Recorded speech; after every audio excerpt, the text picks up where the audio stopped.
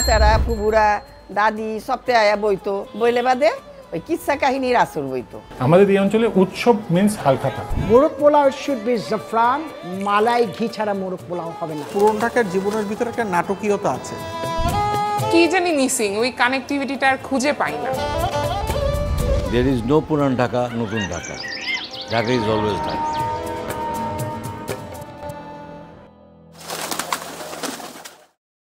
আমরা যেটা করি সবসময় করি, এটা আমাদের রেগুলার প্র্যাকটিস। আশেপাশের বাসার মানুষজন যারা থাকে, আত্মীয় স্বজন যারা থাকে, আমরা মসজিদের বাইরে একটা কি বলে জমায়েত করি মানে গল্প করার চেষ্টা করি। মসজিদ থেকে বের হইলে পরেই মাঠালা দেখবেন, মাঠা।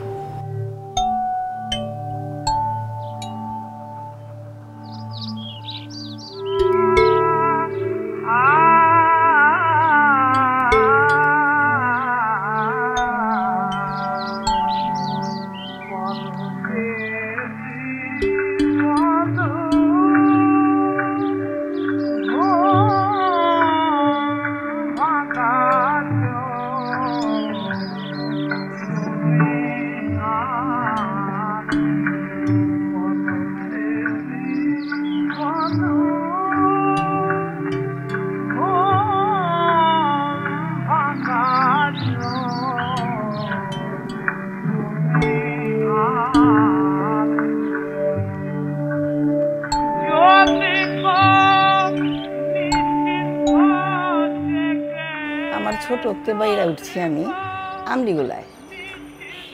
আমরিগোলার মহল্লার চাইর ওদিকে মানে বেশিরভাগ গাছগাছালি আছিল সব বাড়িতেই, আর বড় বড় বাড়ি আছিল।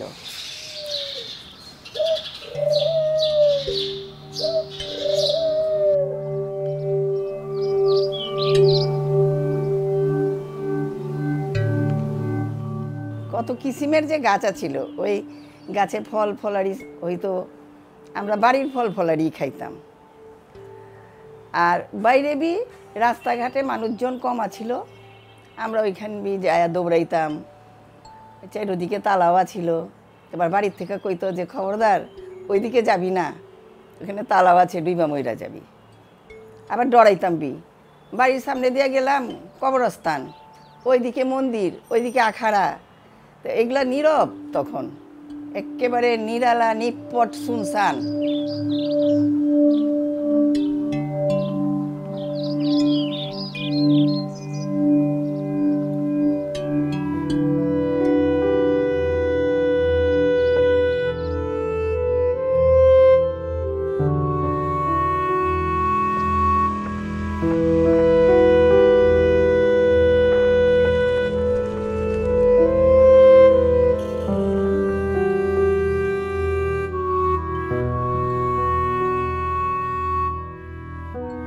আমার বাসা থেকে দক্ষিণে যে রাস্তাটা চলে গেছে বেরিবাঁধ, আগে তো বাঁধ ছিল না, এখান থেকে সোজা অ্যাপ্রোচ রোডটা ছিল নদীর দিকে। যেহেতু আমাদের পুরো অঞ্চলটা কাঠের ব্যবসা, কাঠের লক থাকতো, বড় বড় নৌকা থাকতো, কিন্তু পানিটা এত পরিষ্কার ছিল যে আপনার কাছে মনে হইতো পতেঙ্গাতে আপনি গেছেন, যদি পতেঙ্গাতে শোরের মধ্যে আপনি পা ছপ করা অবস্থায় পরিষ্কার পানি, ওইরকম পরিষ্কার পানি, বালি, ছোট ছোট কি বলে যে শামুক টামুক, এগুলি তখন কিন্তু ছিল, পরিষ্কার ছিল, ভালো লাগতো। খালি পায়ে হাঁটলেও বুড়িগঙ্গা ওই পাড়ের মধ্যে।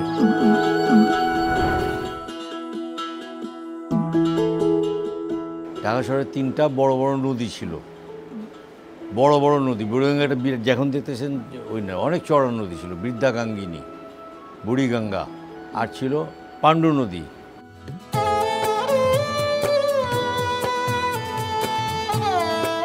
পুরো রমনা লেকটা, ধানমন্ডি লেকটাই পাণ্ডু নদী, এগুলো সব কানেক্টেড ছিল। সেই পাণ্ডু নদী আর ছিল নড়াই নদী, এটা হলো গুলশান লেক, বনানী লেক, এটা হলো নড়াই নদী। পুরোটা টিলার শহর ছিল, সমগ্র বুড়িগঙ্গা নদী বন্ধ, লাল শক্ত মাটি। এবং ধানমন্ডি ঈদগাহ সেই 350 বছর আগে ঈদগাহ। পুরো ঢাকা শহরের লোক 100টা খাল দিয়ে, 200টা খাল দিয়ে নৌকা করে ঈদের নামাজ পড়তে যেত। যেখানে 350 বছর আগে ঈদের নামাজ পড়েছে, সেন্ট্রাল ঈদগাহ ছিল, সেখানে ওইটাও নতুন ঢাকা হয় কী করে আবার।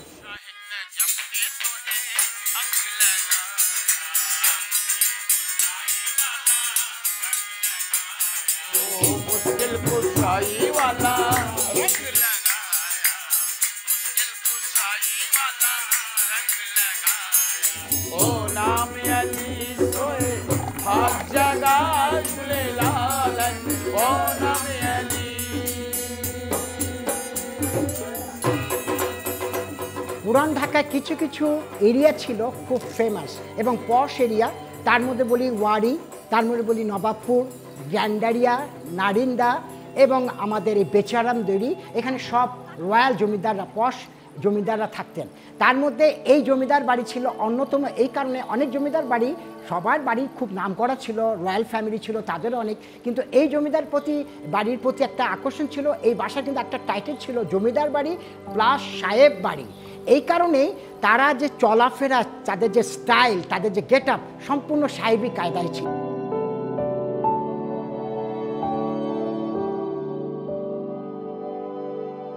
বিশেষ করে এই বাসার মোগলাই ডিশ ছিল 3টা বিখ্যাত। এই জন্য নবাব সলিমুল্লাহ শেরে বাংলা সরওয়ার দিয়ে বলতেন, अगर ये 3 चीज़ नहीं रहेगा आपका खबर है, মানে ডিনারে 3টা জিনিস থাকতে হবে। কি আবদার থাকতো? সাবডেক। সাবডেক হচ্ছে খাসি মোরগটা, জানেন যেটা ফাইট করে, ওই খাসি মোরগটাকে সারা রাত ধিমা আজে রেখে, একদম হালকা আজে রেখে ওটা খাস্তা হয়ে যেত। এটা সাধারণত ফুলকপি দিয়ে, বাঁধাকপি দিয়ে হতো। এই সাবডেক হতো এবং মোরগ পোলাও হতো। আমরা তো এখন একটা সাদা পোলাওতে মুরগি দিয়ে দিই, বলি মোরগ পোলাও। মোরগ পোলাও শুড বি জাফরান, মালাই ঘি ছাড়া মোরগ পোলাও হবে না। আরেকটা ছিল মোতানজেন, যেটা এখনকার বাবুচিরা বলতেই পারবে না হোয়াট ইজ দ্য মোতানজেন। মোতানজেন আমার কি? এটা হচ্ছে টক মিষ্টি, টক মিষ্টি মোতানজেন, এটা মোরগ পোলাও, সে জাফরান মালাই ঘি দিয়ে এটা বানানো হতো। এই 3টার জন্য বিখ্যাত ছিল এই জমিদার বাড়ি। ওনারা যে মোগলাই খাওয়াগুলো খেতেন সেই প্লেটে, এই প্লেটে কিন্তু ওনারা ব্যবহার করেছেন। আপনি দেখতে পাচ্ছেন আমার হাতে একটা প্লেট, পিছনে দেখেন ফাঁপা, পিছনে একটা চিমনি আছে, ভেরি ইন্টারেস্টিং। এবং একটা দেখেন এখানে একটা ছিদ্র আছে এবং একটা কাচের কক আছে, কিন্তু ওই ককটা দিয়ে ওনারা এখানে আটকিয়ে দিতেন এবং ফুটন্ত গরম পানি এই ভিতরে রাখা হতো, ফুটন্ত গরম পানি। আজকাল আমরা লেটেস্ট টেকনোলজি যেটা ইউজ করি, মাইক্রো ওভেন ইউজ করি, হটপট ইউজ করি গরম রাখার জন্য, অথচ 200 বছর আগে এই টেকনোলজি তারা বানিয়েছিল। এই কারণেই মজার ব্যাপার হচ্ছে ওনারা যখন খেতেন জাফরান মালাই ঘি দিয়ে খেতেন, হাত জমে যেত। এটাকে করার জন্য তারা এই প্লেটটাকে বানিয়েছিলেন, হাত জমে যেত। তখন ওনারা কি করতেন, গরম পানি রেখে দিতেন ভিতরে, কক দিয়ে আটকে দিতেন এবং খাওয়া খেতেন গরম, ফ্যান চলবে কিন্তু খাওয়া খেতেন গরম। এইটাকে তারা বানিয়েছিল, এই বুদ্ধিটা, টেকনোলজি, মেকানিজমটা বানিয়েছিল 200 বছর আগে। জাস্ট হাত কেন জমে যাবে, খাবো সুন্দরভাবে, খাবো মজা করে খাবো, না শৌখিনতা এখানেই ছিল তাদের।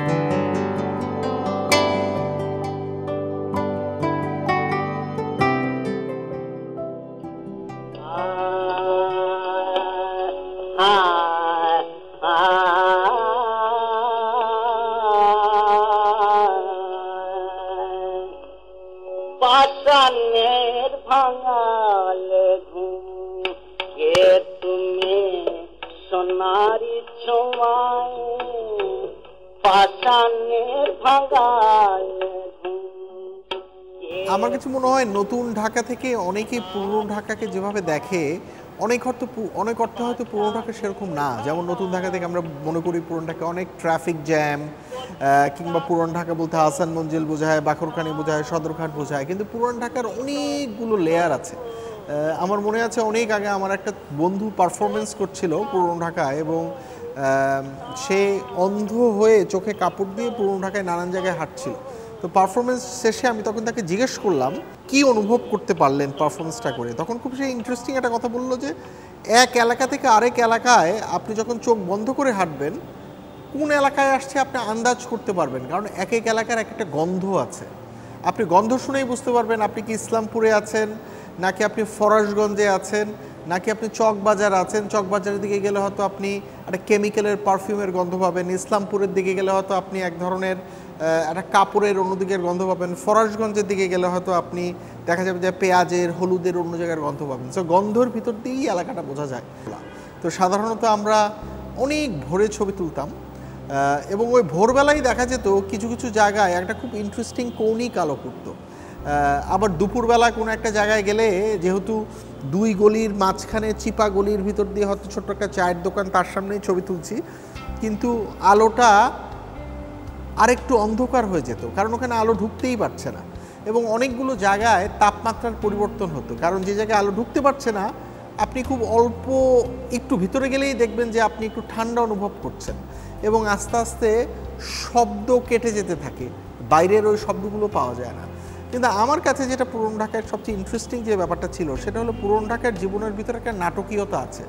অনেকগুলো জায়গায় গেলে মনে হয় একই সাথে অনেকগুলো ঘটনা ঘটছে এবং একটা যৌথতার গল্প আছে। সেটা একটা পুরনো বাড়ির ভিতরে দেখা যাবে হয়তো 12-13টা পরিবার একসাথে থাকছে, হয়তো একটাই কুয়া, ওই কুয়াটাকে ঘিরেই হয়তো দুপুরবেলা সবাই একসাথে গোসল করছে, হয়তো মাত্র 2টো রান্নাঘর বা 3টা হয়তো টয়লেট, ফলে বা একটাই ছাদ, কিন্তু ওই একটা ছাদ 12টা পরিবার মিলে শেয়ার করছে। ফলে আমাদের নতুন শহরে প্রাইভেট এবং পাবলিকের যেই সেন্সিবিলিটি, এটা পুরনো ঢাকায় অনেক সময় কিছুটা ভিন্ন। আমার কাছে মনে হয় যে আবার অনেক অংশে আমাদের নতুন ঢাকা থেকে পুরনো ঢাকাকে আমরা যেভাবে একটা রোম্যান্টিক চোখ দিয়ে দেখি, বাস্তব অর্থে যারা ওখানে থাকে তাদের জীবনটা হয়তো এত রোম্যান্টিক না।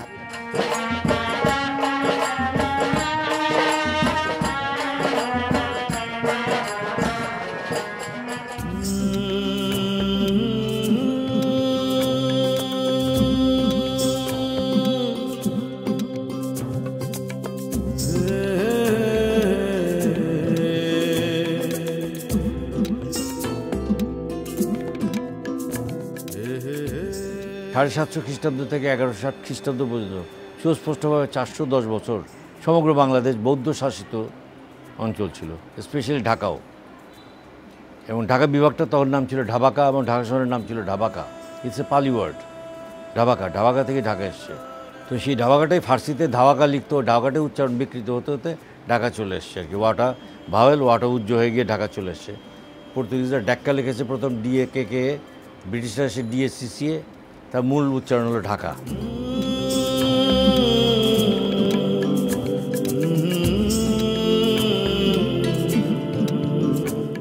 পুরানা ঢাকাটাকে ওইদিকে ফরাজগঞ্জ বা ওয়ারির দিকে নিয়ে যান, এটার মধ্যে বিভাজন আছে। ফরাজগঞ্জ বা ওয়ারি এলাকাটা একটা ধনিক শ্রেণীর জন্য ছিল, আর আমাদের এই এলাকাটা কর্মজীবী মানুষের জন্য ছিল। আগে তো বাঁধ ছিল না, বড় বড় নৌকা এখান থেকে আসছে, পুরো দেশের থেকে কাঠের যত নৌকা আসতো এখানে। এখানে আর অনেক আড়ত ছিল, কাঠের অনেক আড়ত ছিল, এবং প্রত্যেকটা আড়তের মালিক আমাদের স্থানীয় লোক ছিল।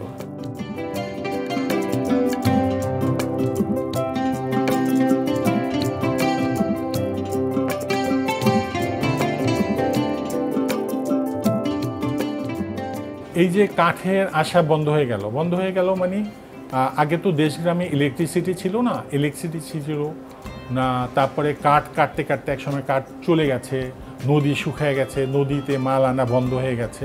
যখন ট্রাকে মাল আনা আরম্ভ হয়েছে তখন ট্রাকেরটা শিফটিং হয়ে গেছে ফরাজগঞ্জের দিকে। সুতরাং বড় যে চেঞ্জটা আসছে সেটা নদীর কারণে আসছে।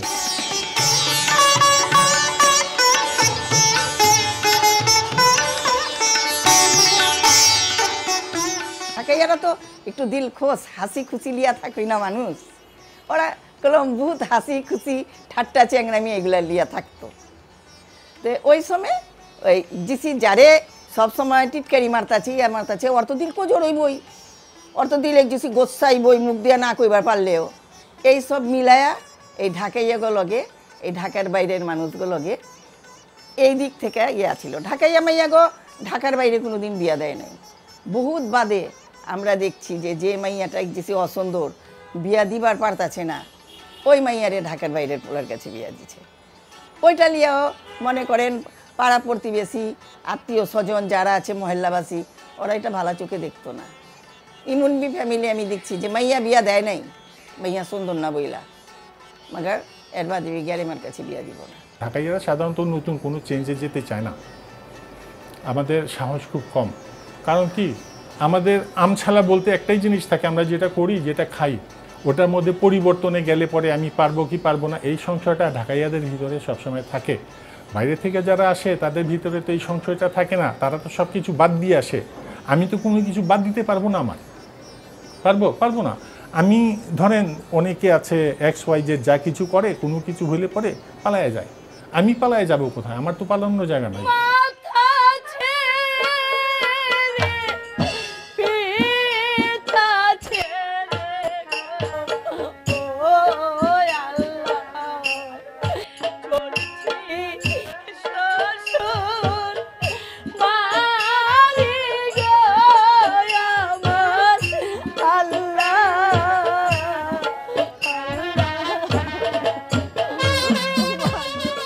গরমের দিনে আমাকে দুয়ারে ওই পাটি বিছায়া এই বাড়িতে তো আর আমরা একলা না, আমার চাচারা ফুবুরা দাদি সপ্তাহে আয়া বইতো, বইলে বাদে ওই কিচ্ছা কাহিনীর আসর বইতো। ওই কিচ্ছা কাহিনীর আসরে কত রূপ কথা, কত কিছু যে ওইখান থেকে যে আমরা লিখি, আর ওইগুলা দেখা ওইটার ভিতরে আমরা ঢুকা যেতাম। টেলিভিশনের নাটক বি শুনতাম, মগর ওই কিচ্ছা কাহিনীর ওই আসর যেটা আমার কাছে এখন মনে হয় পোলাপানরা এইগুলা শুনলে তার বাদে না পোলাপানরা বই ধরবো। আমরা এখন মায়েরা পোলাপানরে কোনো অক্ষর দেই না, অগ কোনো কিচ্ছা কাহিনী শুনাই না, লিয়া যাই বই মেলায় যায় এক টাল বই কিনা দেই, এখন কই পড়, ওরা কয় না পড়ুন না। আর কিচ্ছা কাহিনী কইলেও যে একটা আদত হয়ে যায়, ওই আদতই অগরটাই না লিয়া যাইব ওই বইয়ের দিকে।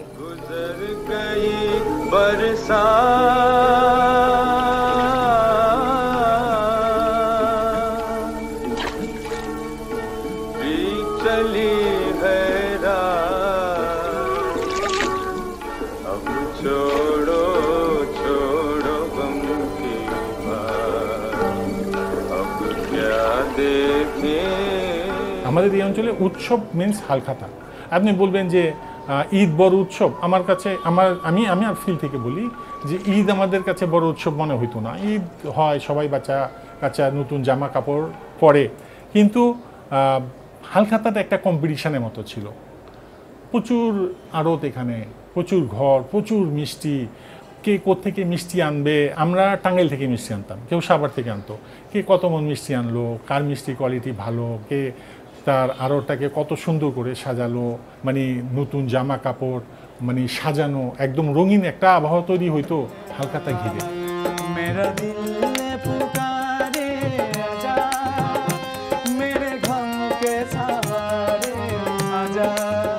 যেদিন সাকরাই নেই যে বুড্ডির যে হরিপি লাগতো, ওই ছেঁড়াগো দেখতাম লম্বা লম্বা লক গায়ে, ওই ইয়ালি তো বড়ই গাছের ডালি লিয়া, ওরা তো গুড্ডি উড়াইবা পারে না, ওরা লিয়া খালি ঘুরতো।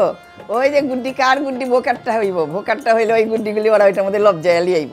আর বাড়িতে বিহান্নে দেখতাম ওই মা চাচিরা পিঠা বানাইতো, ওই দিন একটা পিঠারিতে হাল্লাইগা থাকতো। প্রিয় নবী তোমার হাবিব জানি, দুই জাহানে শাফায়েত চাই মোরা হাশরের ঘোর নিদানে।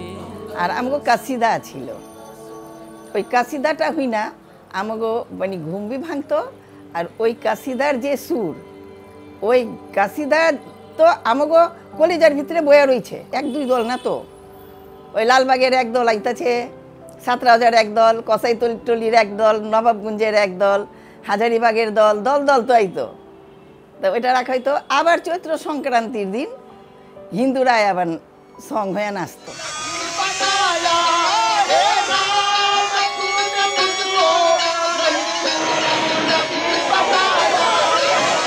আমগো চৈত পরবের মেলা হইতো ওই মোগলানির চরে।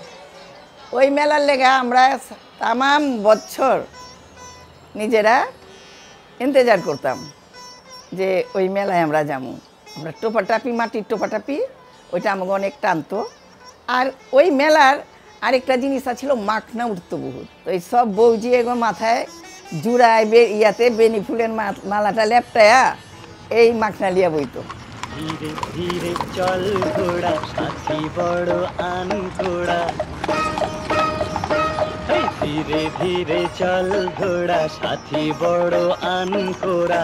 রূপনগরের পরি হায় রে হয়েছে আজ।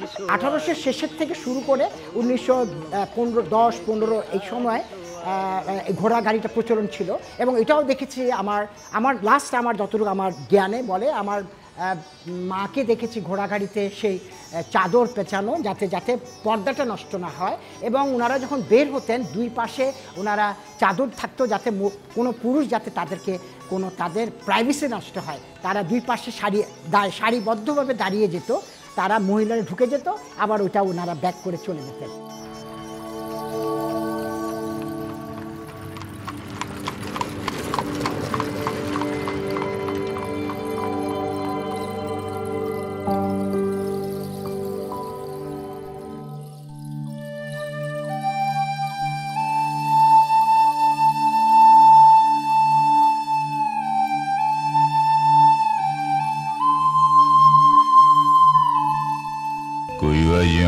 পথের ওস্তাদ চুড়িহাট্টা চাংখারপুল চকবাজার আসক জমাদার লেন বংশাল যেহেনেই মকানের ঠিকানা থাক আমি হি একই মানু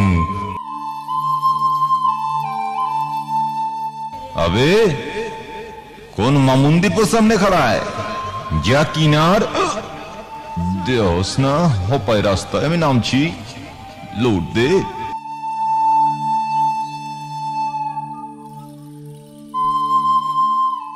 এই শহর পাল্টাচ্ছে, ইটের রং, বাড়ির ছাদ, মানুষের ভাষা, কিন্তু পুরান ঢাকার আত্মা সে ঠিক আগের মতোই অবিনশ্বর।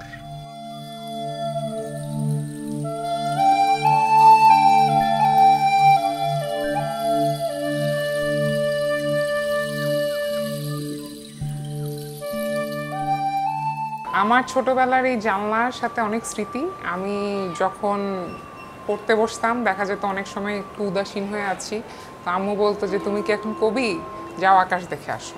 তো ছোটবেলায় কি আর র্যান্ডামলি ছাদে উঠে আকাশ দেখতে যাওয়া যায়? তো আমার এই জানালাতেই আমার আকাশ দেখে বড় হওয়া। তো এই আকাশ দেখতে দেখতে আসলে এই আমাদের বাসাটা হচ্ছে রেসিডেন্সিয়াল জোনের লাস্ট প্লট, আর এই জানলা দিয়ে পুরা একটা ইন্ডাস্ট্রিয়াল জোন যেটা সেটা দেখা যায়। তো যেহেতু ইন্ডাস্ট্রিয়াল জোন তখন সব একচালা মানে single floor single storied factories আর মিলসই ছিল এখানে বেশিরভাগ। তো আমার ওই টেরেইনটা দেখতে খুব ভালো লাগতো, আর সেটা সবচেয়ে বড় কারণ হচ্ছে আমার বাসার এই জানলা থেকে বুড়িগঙ্গা নদীটা দেখা যেত।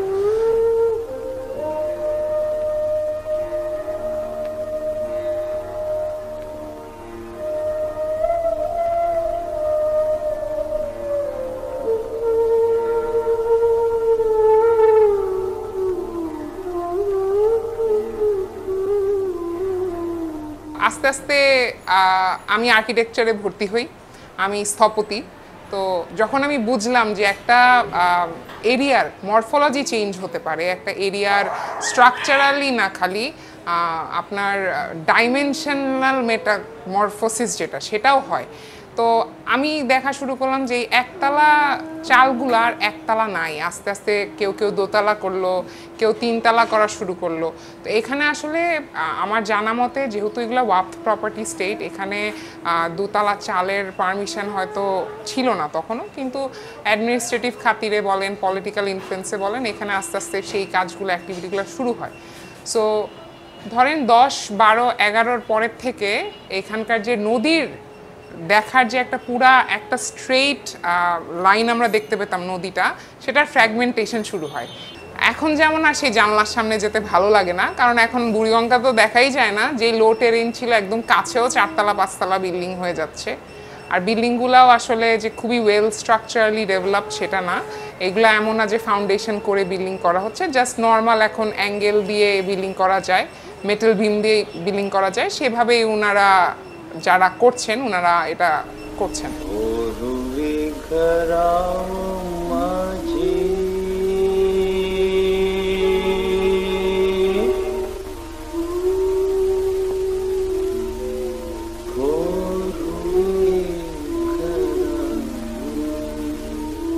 আমাদের এই শহরটাকে যে একটা নদীকে ঘিরে উঠেছে, সেই নদীটাকে কিন্তু আমরা আর বাঁচিয়ে রাখতে পারিনি সেভাবে। এখন বুড়িগঙ্গার দিকে তাকালে মনে হয় চারপাশে বিভিন্ন ইন্ডাস্ট্রি, এদিকে ট্যানারি, ওদিকে তো আপনার জাহাজ ভাঙার কারখানা আছে, নদীর পানিটা কালো হয়ে আছে, কিন্তু এই নদীটাই কিন্তু শহরটার লাইফ লাইন। স্থপতি হিসাবে আমি যদি বলি, পুরান ঢাকা আসলে মানুষ বলে খুবই গিঞ্জি এলাকা, এটা সত্য, কিন্তু আপনি যদি হলিস্টিক্যালি ইন্টারন্যাশনালি দেখেন, যে কোনো পুরানো শহর আসলে এইভাবে অর্গানিক্যালি ডেভেলপড হয়েছে। এটা ঢাকার ক্ষেত্রে নতুন না, আপনি রোমে যান, আপনি স্পেনে যান, আপনি যেখানেই যান, এইভাবেই একটা জায়গার ডেভেলপমেন্ট হয় অর্গ্যানিক্যালি। কিন্তু আমাদের সবচেয়ে ডিফল্ট আমাদের যেটা, যে আমরা আমাদের ওই অর্গ্যানিক্যালি ডেভেলপ যে স্কেলটা আপরাইজড না করে একটা মিনিমাল স্কেলে, ওই যে জানলা থেকে দাঁড়িয়ে আকাশ দেখা যায়, সামনে কোনো অবস্ট্রাকল ক্রিয়েট হচ্ছে না, একটা লাইভলিহুডের যে ব্যাপারটা সেটাকে ধরে রাখতে পারি নাই। কারণ দেখা গেছে যে আস্তে আস্তে ঢাকা ডেভেলপড হয়েছে। আগে এখন নতুন ঢাকা পুরান ঢাকা বলে ঢাকাকেই বিভক্ত করে দেওয়া হয়েছে। সো যারা পুরান ঢাকায় ছিল আস্তে আস্তে কাজের সুবিধার্থে, জীবনযাপনের সুবিধার্থে দেখা গিয়েছে নতুন ঢাকায় শিফট করছে। তো এখানে তো ওনারা এখন আর থাকেন না। ওনারা যেহেতু এখানে থাকেন না, ওনাদের এখানকার প্রতি ওই যে টানটা, বিলঙ্গিংনেসটা বা এখানে কি হচ্ছে সেটা আসলে ওনাদের মাথা ব্যথা আর এখন নাই। তো আস্তে আস্তে যেসব বাসা ভ্যাকেন্ট হয়ে যাচ্ছে সেই সব বাসা কিভাবে ইউজড হচ্ছে, রেসিডেন্সিয়াল বাসাও মিক্সড ইউজভাবে ইউজ হচ্ছে। দেখা যাচ্ছে যে অনেক কেমিক্যাল, অনেক ইনফ্লেমেবল জিনিসপত্র আছে যেগুলি, যে কারণে ফায়ার হ্যাজার্ডটা অনেক বেড়ে যাচ্ছে। আর সবচেয়ে বড় প্রবলেম হচ্ছে বাসা যেগুলো নতুন বানানো হচ্ছে সেগুলোর কোনো রুলস অ্যান্ড রেগুলেশনস ফলো করা হয় না। কোনো বাসার সাথে বাসার 1 ফিটের জায়গাও কেউ ছাড়তে রাজি না, কারণ জায়গা যদি অল্পও পায় সে পুরো জায়গাটা ইউটিলাইজ করতে চাচ্ছে। সেই ক্ষেত্রে দেখা যায় ফায়ার স্কেপের কোনো পসিবিলিটিস নাই। যেহেতু জায়গা ছোট, সেক্ষেত্রে সিঁড়িটাও ওনারা ছোটই ডিজাইন করছে।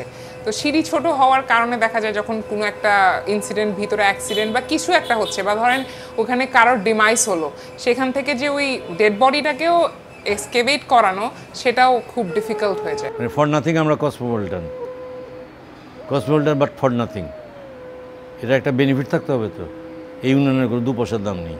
এই উন্নয়ন শুধু আমার পকেটে টাকা আছে, আর কিছুই না, মানুষের কিছু হয় না। আমরা সবাই এত বেশি স্বার্থান্বেষী, বিশেষ করে যারা প্রশাসন এবং রাজনীতি, চাকরিজীবী, তারা সবাই আমরা each and everyone running after money, যার জন্য আমাদের বাগান, আমাদের শহর, আমাদের খেলার মাঠ সব নষ্ট হয়ে গেছে।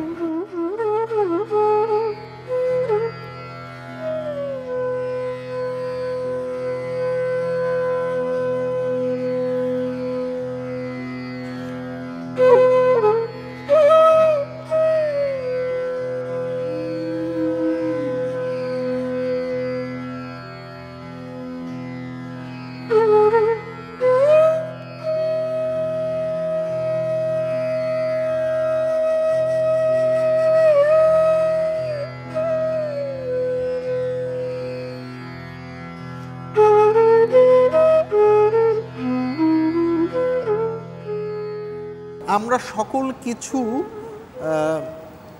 মাঝে মধ্যে চোখ দিয়ে দেখে বুঝতে চাই, কিন্তু শহরটাকে বুঝতে হলে আমার কাছে মনে হয় চোখের সাথে সাথে আমাদের যে অন্যান্য ইন্দ্রিয়গুলো আছে, আমরা যেমন গন্ধ পাই, আমরা খাবার টেস্ট করে একটা স্বাদ পাই, পুরান ঢাকাকে বুঝতে হলে এই সকল ইন্দ্রিয়গুলো দিয়ে বুঝতে হবে, তাহলে শহরটার আসল স্বাদ আমরা উপলব্ধি করতে পারবো।